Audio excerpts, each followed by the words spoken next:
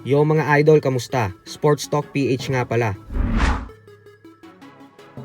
Ang bigating laban, pag-usapan natin yan mga idol.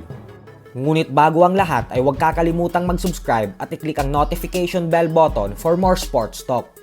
So nagkaharap na nga po sa kauna-unahang pagkakataon ang current Unified Super Middleweight World Champion Canelo Alvarez at ang undefeated challenger na si Edgar Berlanga sa ginanap na press conference kanina para sa kanilang bigating sagupaan na nakatakdang ganapin sa September 14. At dito nga po ay nagkasukatan na ang dalawa, kung saan kapansin-pansin na di hamak na mas malaki at mas matangkad si Berlanga kumpara sa Mexican superstar.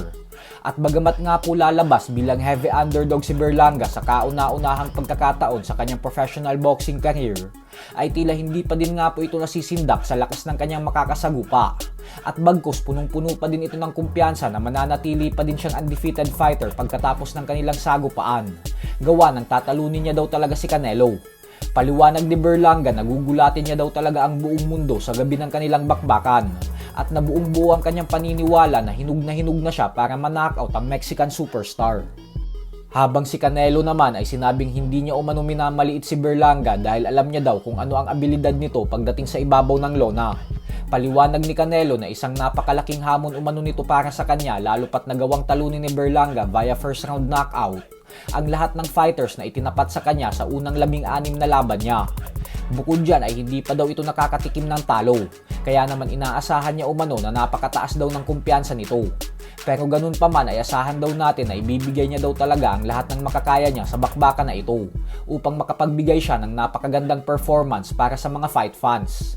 Habang si Berlanga naman ay bumanat na kaya umano hindi nilalabanan ni Canelo ang matagal nang naghahamon dito na si current interim WBC Light Heavyweight World Champion David Benavidez ay dahil wala daw itong karisma sa mga fans. Habang siya naman umano ay kasing sikat na ni Canelo kahit hindi pa daw siya nagiging world champion.